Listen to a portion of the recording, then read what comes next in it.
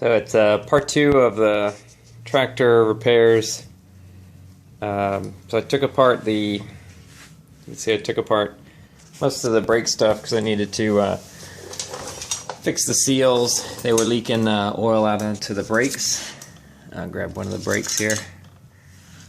You can see it's pretty shiny and pretty oily, so the seals were leaking out onto the brakes and dripping down. So I took the hubs off, and I'm gonna clean those up and make sure the seals don't leak.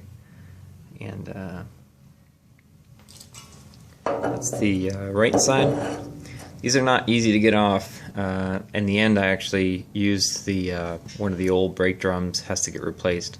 So I used it and bolted it on here, and that's what I tapped with the sledge to get it off.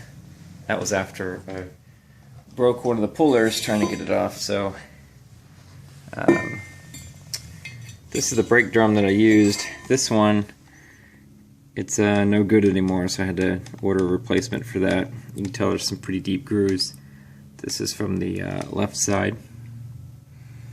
So this essentially scrap metal now.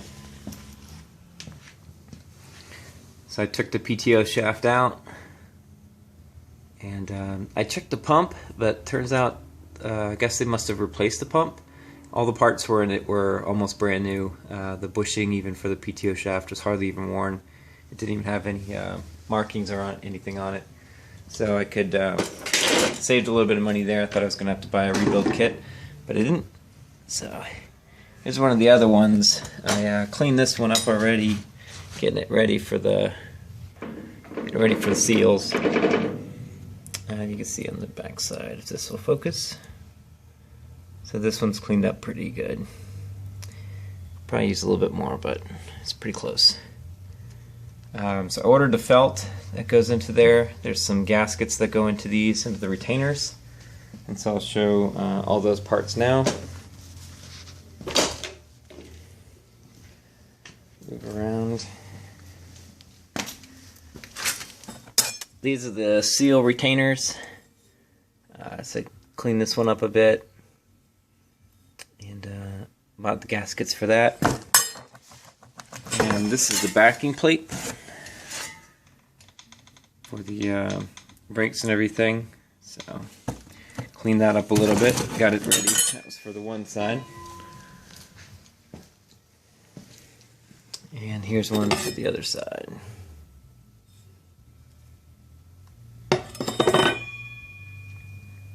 So I ordered the parts and pieces. Oh, and this is one of the wheel seals.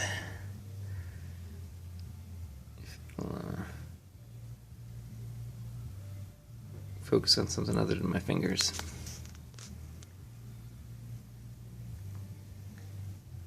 So these are pretty worn. If you're doing this, try to keep track of all these. You'll need to buy these little gaskets that go on the backs of them. So I tried to keep those, the parts and pieces, so I could make sure I remembered to order new ones of those. And this is the other backing plate for the other side. This one's the left side backing plate. So you'll notice something. Let me show you something that I noticed on these. I assume this is correct, and I looked at the pictures. You have a right and a left, and they're a little bit different. I assume somebody must have broke something on here, but this one has a kind of a pin that goes through it and has this on it. So that's probably not supposed to be like that. But when you order them, though, it will come with a different side. See, this one's got dimples and has a piece that goes in it. This side's just flat with this in it. And I think when I looked online, it was like that. It was actually like that as well.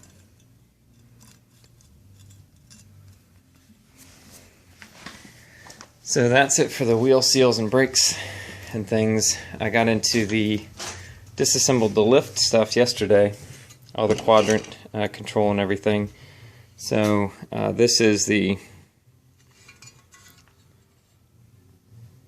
forget what it's called, but it has the quadrant on it. It goes onto side of the housing right here. So I needed to renew that gasket. I need a new gasket for that.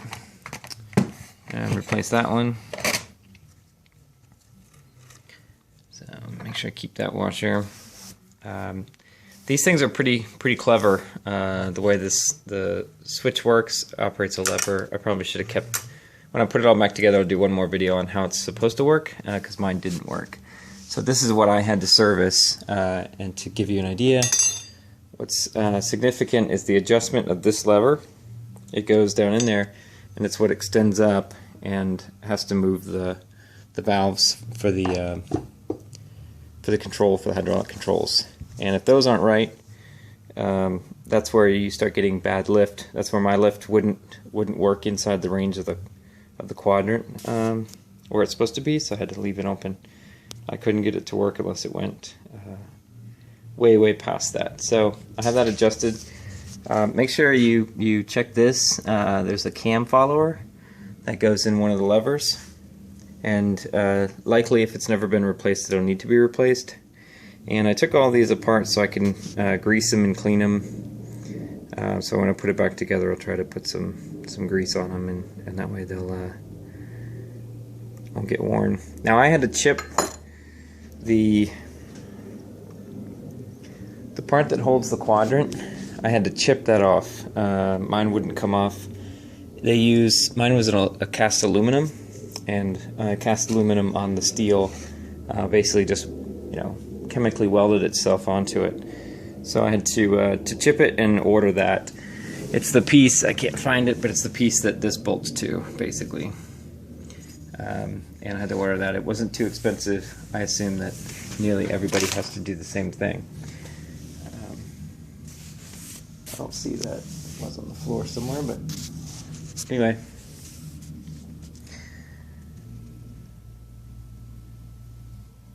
So I ordered all my parts and pieces, and hopefully those will come sometime next week, and then I'll be putting it all back together the following weekend. The last thing that I did was the PTO seal. So that's the PTO shaft, and this comes out on the 8 ends. It comes out pretty easy, actually. There's this is the housing for it, and there's 2 snap rings. The first snap ring comes out, which is what holds in the bearing. That snap ring will be on the outside edge of the bearing. You take that one out, and you can actually take the bearing assembly and this collar. You can take all this out together, just as you see it here with the shaft. The seal rides on this surface, and the seal has the second snap ring.